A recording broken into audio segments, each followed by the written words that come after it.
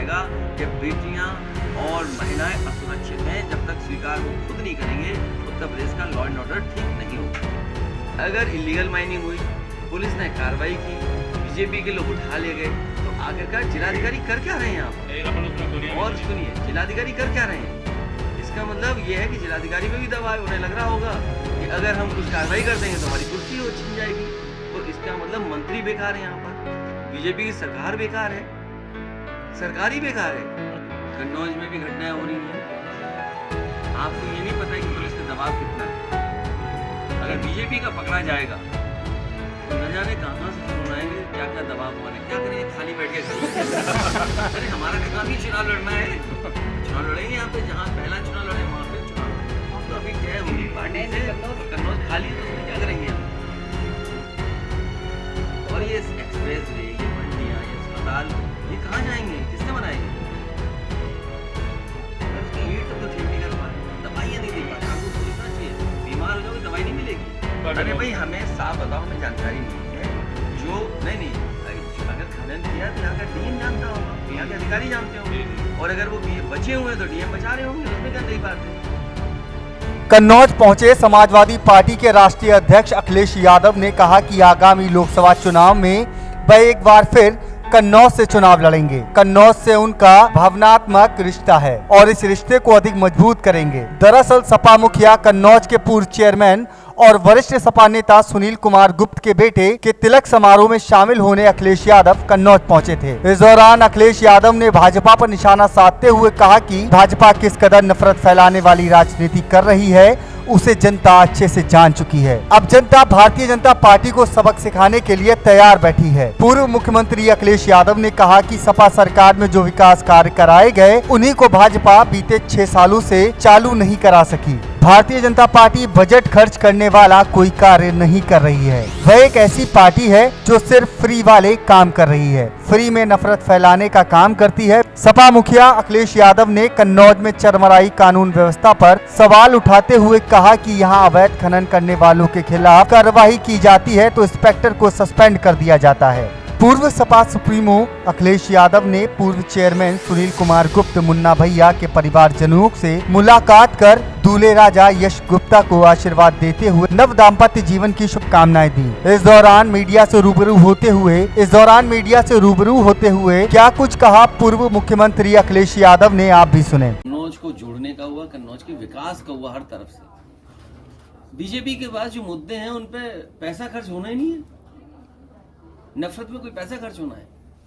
नफरत फैलाने में आपको अगर सड़क बनानी पड़ेगी तो उसके लिए बजट की जरूरत है। नफरत फैलाने के लिए आपको बजट की जरूरत नहीं है। समाजवादियों के सिद्धांत तो नेताजी का सिद्धांत था सौहार्द का, आपस में भाईचारे का। उसमें मेहनत होती है। अगर भाईचारा लाना है तो एक दूसरे का भरोसा जीतना पड़ेगा। नफरत फैलाने में कोई खर्च नहीं है। हमने हवाई जहाज उतार दिए नेताजी के जन्मदिन पर। यहाँ हम राष्ट्रवादी नहीं है।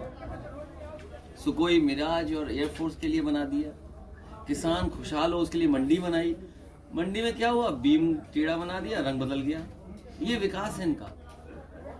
जो मंडी आज से 3-4 साल पहले बन जानी चाहिए थी वो नहीं बनी। कन्नौज में मान लीजिए कोरोना था, क्या आपका मेडिकल कॉलेज काम नहीं आया? सही इंतजाम होता तो बहुत से लोगों की जान बच जाती। और आपने वो समय भी देखा कि एक विधायक के भाई को मेडिकल कॉलेज की छत से कूद गया और जान चली गई। ट्रॉमा सेंटर अगर आज सही चले तो कई बार जो एक्सीडेंट हो जाते हैं उन लोगों की जान बच जाए। आप सफाई का ट्रॉमा सेंटर का निकाल 100% जान बचती है अगर एक्सीडेंट हो गया तो। सफाई का ट्रॉमा मेडिकल कॉलेज, क्या कन्नौज का ट्रॉमा सेंटर मेडिकल कॉलेज ऐसा नहीं बनना चाहिए था? और फिर इतने दिन गुजर गए, अगर कोई हादसा हो जाए, कहीं घटना घट जाए तो उसकी जान बचेगी नहीं बचेगी? हम तो कहेंगे बीजेपी वाले को ये सोचना चाहिए, जान से खिलवाड़ नहीं करनी चाहिए। मैं कार्डियोलॉजी के डिपार्टमेंट में गया, कुत्ते घूम रहे थे वहां पर। आप में से कोई पत्रकार साथी रहा होगा, उसने रिकॉर्ड किया है। 1-2 कुत्ते नहीं, 8-10 कुत्ते घूम रहे। आपका कैंसर का डिपार्टमेंट आप पूरे कन्नौज में ढूंढ लीजिए, फरकाबाद में पता करिए आप, जो लोग कैंसर का इलाज करते हैं, कितने परिवारों के घरों के बीच में कैंसर फैल गया। और जब कैंसर फैलता है तो पूरा घर परिवार का बजट बिगड़ जाता है। कहाँ इलाज कराने जाएंगे आप? तो ये मेडिकल कॉलेज में अलग से कैंसर के ट्रीटमेंट के लिए इंतजाम होना था, वो भी अधूरा। पैरामेडिकल है, नर्सिंग इंस्टीट्यूट है, पैरामेडिकल है। आज चलता तो पूरे आपके उत्तर प्रदेश के मेडिकल कॉलेजेस की मदद करता। वो टेक्निकल स्टाफ की जरूरत पड़ती है आपको। ये आपका जो बनी है बिल्डिंग, तालिग्राम से देखोगे क्या बिल्डिंग नजर आती है। ये बिल्डिंग कब बन जानी चाहिए थी? कुछ लोग कहते हैं इसकी जरूरत ही नहीं है कन्नौज में। अरे कन्नौज में तुम्हारी जरूरत नहीं है, इसकी जरूरत है। मेडिकल कॉलेज की जरूरत है, नर्सिंग इंस्टीट्यूट की जरूरत है। तुम्हारी जरूरत नहीं है कन्नौज में। जिनको ये लगता है कन्नौज में उसकी जरूरत क्या है, आपके सामने कहा किसी ने? बताओ, ऐसे पढ़े लिखे लोग इतनी खराब बातें करेंगे तो वो कैसे लोग होंगे? सोचिए, वो कन्नौज के बारे में क्या रखते होंगे। मैं परफ्यूमरी की बात कर रहा था और उत्तर प्रदेश के मुख्यमंत्री गोबर की बात कर रहे थे। मैंने कहा कन्नौज को परफ्यूम पार्क चाहिए और मुख्यमंत्री कह रहे गोबर चाहिए आपको। मैंने कहा आप ले जाइए अपना गोरखपुर में गोबर, हमें नहीं चाहिए। कन्नौज की पहचान इत्र से है। परफ्यूमरी पार्क बनता तो यहाँ के किसान और यहाँ व्यापारियों को लाभ होता। दुनिया में पहचान पहले से है, इस पहचान को और बड़ी पहचान बनाता इत्र का कारोबार, परफ्यूमरी का। आप देख लीजिए क्या है। इसलिए आप उलझो मत। कन्नौज के साथियों से हमारा निवेदन करेगा, बीजेपी के लोग बिना खर्चे के, बिना बजट के नफरत फैलाते हैं, लोगों को डराएंगे, धमकाएंगे। प्रधान जी हो तो मुकदमा लिखा देंगे। कहीं बिल्डिंग गलत बनाई होगी तो उसके कागज दिखाएंगे अकेले अंधेरे में कमरे में कि देखो ये कागज है, तुम्हारी बिल्डिंग गिरा दी जाएगी, नहीं तो समाजवादी पार्टी की धीरे धीरे मदद करो या साजिश करो। तो ये खेल चल रहा है। इस खेल को जनता जान गई है। आने वाले समय में ऐसे समय आते हैं, लोगों को मिल जाता है बहुमत, लेकिन काम में समाजवादियों का कोई मुकाबला नहीं कर सकता। कन्नौज में भी घटनाएं हो रही हैं। आपको ये नहीं पता कि पुलिस पे दबाव कितना है। अगर बीजेपी का पकड़ा जाएगा तो न जाने कहाँ से फोन आएंगे, क्या क्या दबाव बने। जिस समय में राष्ट्रपति के चुनाव में वोट डालने जा रहा था, मैंने कहा था कि बीजेपी के एमएलए शामिल हैं तालिग्राम के दंगे में, और सच्चाई वो सामने आई। मुझे खुशी इस बात की कि सभी पकड़े गए और वो पर्दाफाश हुआ, साजिश थी वो। क्या बीजेपी के लोग नहीं शामिल थे उसमें? कौन नहीं जानता बीजेपी के लोग शामिल नहीं थे। और जो कन्नौज में दंगा हुआ, दुकानों का नुकसान हो, उसमें भी शामिल बीजेपी के लोग थे, क्योंकि उन्हें कुछ और दिखाई दे रहा था, जमीन दिखाई दे रही थी। किसी ने मदद की जो मुसलमान भाइयों का नुकसान हुआ, समाजवादी पार्टी ने मदद की। और हम आज भी कहते हैं किसी का नुकसान होगा, कोई अपमानित होगा तो समाजवादी लोग उसके साथ खड़े दिखाई देंगे। व्यवस्था तब सुधरेगी जब सरकार खुद स्वीकार करेगी कानून व्यवस्था खराब है। बताओ बेटियों के साथ क्या हो रहा है, महिलाओं के साथ क्या हो रहा है। कहीं सूटकेस में मिलने, कहीं कैसे काट काट के हत्याएं हो रही हैं। किस शहर की बताऊं मैं घटना? आजमगढ़ की बताऊं, कानपुर की बताऊं, आपको नोएडा की बताऊं, मथुरा की बताऊं, कन्नौज की आप जानते हैं, लखनऊ की बताऊं मैं। आप देख लीजिए, जब से बीजेपी की सरकार आई कितनी बेटियां असुरक्षित हैं, महिलाएं असुरक्षित हैं। और इसलिए हैं क्योंकि सरकार खुद स्वीकार नहीं कर रही है कि कानून व्यवस्था खराब है, इसीलिए अधिकारी मनमर्जी कर रहे हैं। जिस दिन सरकार स्वीकार करेगी लॉ एंड ऑर्डर खराब है, उसी दिन लॉ एंड ऑर्डर ठीक हो जाएगा। सरकार लगी है न्याय कराने में। जहां चुनाव होगा प्रधान जी को पकड़ लाओ, चुनाव है समाजवादी कार्यकर्ता पकड़ लाओ। क्या कोई कल्पना कर सकता है आजम खान साहब पे इतने मुकदमे लगे हों? आप बताइए, दीपक यादव झांसी में जेल चले गए, क्या नहीं दिखाई दे रहा लोगों को? ये सब झूठे मुकदमे लगाई भाजपा ने अपने स्वार्थ। और जब तक सरकार स्वीकार नहीं करेगी तब तक कानून व्यवस्था ठीक नहीं होगी। सरकार को स्वीकार करना पड़ेगा कि उत्तर प्रदेश में महिलाएं असुरक्षित हैं। मुख्यमंत्री जी को खुद स्वीकार करना पड़ेगा कि बेटियां और महिलाएं असुरक्षित हैं। जब तक स्वीकार वो खुद नहीं करेंगे, उत्तर प्रदेश का लॉ एंड ऑर्डर ठीक नहीं होगा। श्रद्धा मर्डर मामले में जो है आफ्ताब को लेकर के एक आ जा रहा है कि लव जिहाद किया गया है, तो क्या लग रहा है कि ये चुनाव देखते हुए जो अभी गुजरात बीजेपी वो काम करेगी जिसमें कोई बजट नहीं खर्च होता है। योगा करिए आप, कोई बजट खर्च होना है उसमें? कोई बजट खर्च होना है? उसकी चिंता मत करो, उन्हें कौशाम्बी बार बार जाना चाहिए। चिंता इन सवालों में कुछ नहीं है। क्या नेताजी के बाद अब की बार बढ़ेगा क्या है स्थिति? और का जो अंतर, मैनपुरी की जीत अच्छी होगी और जो कुछ मैनपुरी का विकास है वो नेताजी का दिया हुआ है, किया हुआ है। नेताजी को समय समय पर मैनपुरी के लोगों ने साथ दिया है और नेताजी ने भी मैनपुरी का सम्मान बढ़ाया और हर कार्यकर्ता वहाँ नेताजी को याद करके तैयार है वोट डालने के लिए। अच्छा, मेरा एक सवाल का जवाब दे दीजिए। बहुत देर से प्रयास कर रही हैं कि डिम्पल जी को आप मैनपुरी क्यों ले गए? हमारे तो कन्नौज के 2024 में भी तो चुनाव है। 24 में तो क्या आप खुद आएंगे? क्यों, क्या करेंगे खाली बैठ के घर पे? अरे हमारा काम ही चुनाव लड़ना है, तो चुनाव लड़ेंगे। यहाँ पे जहाँ पहला चुनाव लड़े वहाँ फिर चुनाव लड़ेंगे। कन्नौज से लड़ेंगे भी आप? नहीं, वो तो चुनाव लड़ना ही लड़ना है, उसमें क्या रोकना है, इसमें क्या सवाल पूछना है। कन्नौज से लड़ेंगे भी आप? अरे वो तो अभी तय होगी पार्टी नहीं, से। कन्नौज- तो कन्नौज खाली है तो उसमें क्या करेंगे हम। तो और ये एक्सप्रेस वे, ये मंडियाँ, ये अस्पताल, ये कहाँ जाएंगे? किसने बनाए ये? अरे उसकी ईंट तक तो ठीक नहीं कर पा रहे, दवाइयाँ नहीं दे पा रहे। आपको सोचना चाहिए, बीमार हो जाओगे दवाई नहीं मिलेगी।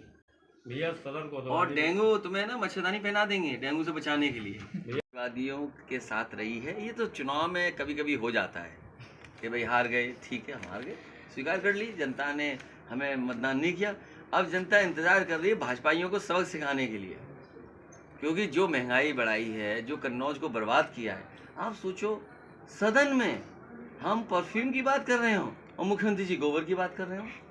और वो गोबर प्लांट कौन सा था, मैंने बाद में जानकारी की, जिस गोबर प्लांट का हम ही ने शिलान्यास किया था। आप पता करिए, अगर सच नहीं बात तो बताइए। और वो भी अभी तक नहीं बना पाए, तो परफ्यूम प्लांट क्या बना पाएंगे जो गोबर का प्लांट ना बना पाए हों। भैया निकाय चुनाव के प्रत्याशी कब तक? जल्दी चुनाव का वो सब आरक्षण वगैरह तय हो जाए, जी जी जी। उसके बाद सब आ जाए। अच्छा, एक को गिरफ्तार किया, वो भी रात में छुड़ा ले गए। अरे भाई हमें साफ बताओ, हमें जानकारी नहीं है। जो नहीं अगर खनन किया तो यहाँ का डीएम जानता होगा, यहाँ के अधिकारी जानते होंगे। जी, जी। और अगर वो बचे हुए हैं तो डीएम बचा रहे होंगे, उसमें क्या नई बात है? इसमें कोई बात है? पुलिस ने गिरफ्तार कर अरे भाई ये बताइए, गिरफ्तार करके जो ए, है सुनिए। रात में जो है छुड़ा ले अरे गए। भाई निजी मुझे हल्के छोड़ अरे रुक जा भाई, अगर आपने इलीगल माइनिंग की है तो इलीगल माइनिंग के लिए जिम्मेदार कौन है? माइनिंग ऑफिसर प्लस जिलाधिकारी। जिलाधिकारी की जिम्मेदारी है कि कन्नौज में कोई इलीगल माइनिंग ना हो। वहीं जिलाधिकारी की ये भी जिम्मेदारी है पुलिस कप्तान से समय समय पर लॉ एंड ऑर्डर की समीक्षा करना। अगर इलीगल माइनिंग हुई, पुलिस ने कार्रवाई की, बीजेपी के लोग उठा ले गए, तो आखिरकार जिलाधिकारी कर क्या रहे हैं यहाँ पर? कई राउंड उसमें गोलियां भी और चली। सुनिए, जिलाधिकारी कर क्या रहे हैं? इसका मतलब ये है कि जिलाधिकारी पे भी दबाव है। उन्हें लग रहा होगा कि अगर हम कुछ कार्रवाई कर देंगे तो हमारी कुर्सी हो छिन जाएगी।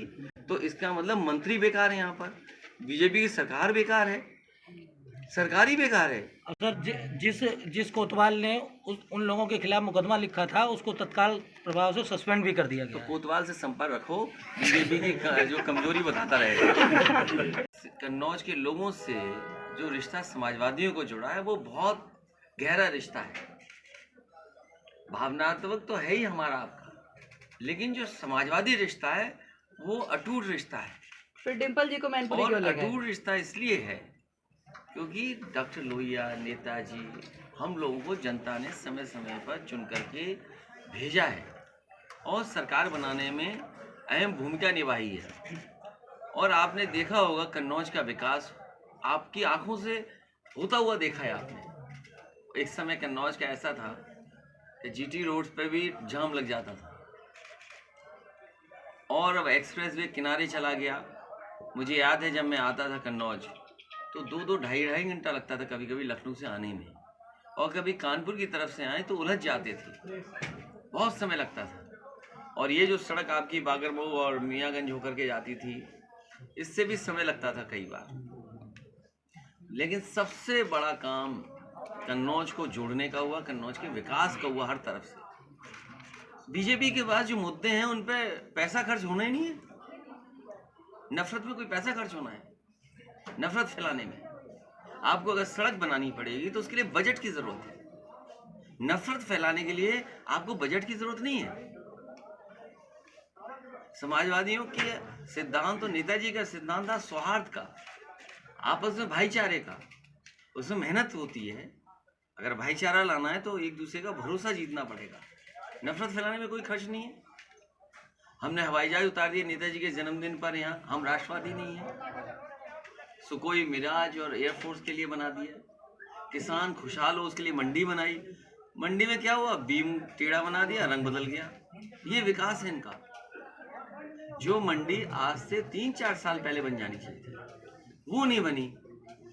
कन्नौज में मान लीजिए कोरोना था, क्या आपका मेडिकल कॉलेज काम नहीं आया? सही इंतजाम होता तो बहुत से लोगों की जान बच जाती। और आपने वो समय भी देखा कि एक विधायक के भाई को मेडिकल कॉलेज की छत से कूद गया और जान चली गई। ट्रॉमा सेंटर अगर आज सही चले तो कई बार जो एक्सीडेंट हो जाते हैं उन लोगों की जान बच जाए। आप सैफई का ट्रॉमा सेंटर का निकाल दिए, रिकॉर्ड निकालिए, 95% जान बचती है लोगों की। और कई बार महीने में 100% जान बचती है अगर एक्सीडेंट हो गया तो। सैफई का ट्रॉमा मेडिकल कॉलेज, क्या कन्नौज का ट्रॉमा सेंटर मेडिकल कॉलेज ऐसा नहीं बनना चाहिए था? और फिर इतने दिन गुजर गए, अगर कोई हादसा हो जाए, कहीं घटना घट जाए तो उसकी जान बचेगी नहीं बचेगी? हम तो कहेंगे बीजेपी वाले स्वीकार करना पड़ेगा कि उत्तर प्रदेश में महिलाएं असुरक्षित हैं। मुख्यमंत्री जी को खुद स्वीकार करना पड़ेगा कि बेटियां और महिलाएं असुरक्षित हैं। जब तक स्वीकार वो खुद नहीं करेंगे, उत्तर प्रदेश का लॉ एंड ऑर्डर ठीक नहीं होगा। श्रद्धा मर्डर मामले में जो है आफ्ताब को लेकर के एक आ जा रहा है कि लव जिहाद किया गया है। तो क्या लग रहा है कि ये चुनाव देखते हुए जो अभी गुजरात बीजेपी वो काम करेगी जिसमें कोई बजट नहीं खर्च होता है। योगा करिए आप, कोई बजट खर्च होना है उसमें? कोई बजट खर्च होना है? बीजेपी का एक मुद्दा उठा लीजिए, आप अगर एक्सप्रेस वे का वादा करोगे तो आपको बजट चाहिए, पैसा लगेगा। आपको गरीबों के लिए अस्पताल एम्बुलेंस चाहिए तो पैसा लगेगा। इस सरकार के बारे में क्या बात करें? बताओ, अस्पताल में मच्छरदानी लगी हुई है, मच्छर पकड़ना है बाहर, गंदगी हटानी है। आज बताइए नगर पालिका और इसमें कौन लोग हैं, किसके लोग बैठे हुए हैं? जितने बीजेपी के लोग बैठे हैं, कूड़ा है वहां पर, गंदगी है, मच्छर है, डेंगू है, बीमारी है, और इसीलिए लोगों की जान जा रही है। आप बताइए, अस्पताल में सरकार देखने जा रही है मच्छरदानी ठीक लगी है कि नहीं लगी है? इन्होंने कूड़ा क्यों नहीं हटाया, नालियां साफ क्यों नहीं की? सरकार किसकी थी है? आप देख लीजिए, जहाँ जहाँ भारतीय जनता पार्टी के लोग नगर निकाय या नगर निगम में बैठे, सब जगह गंदगी है। और कूड़े के लिए टैक्स लेते हैं। जो आप डीजल पेट्रोल चलते हैं, क्या सेस नहीं लगता उसमें आपके? जब आप ही नहीं जागोगे तो किसको जगाएं हम? अरे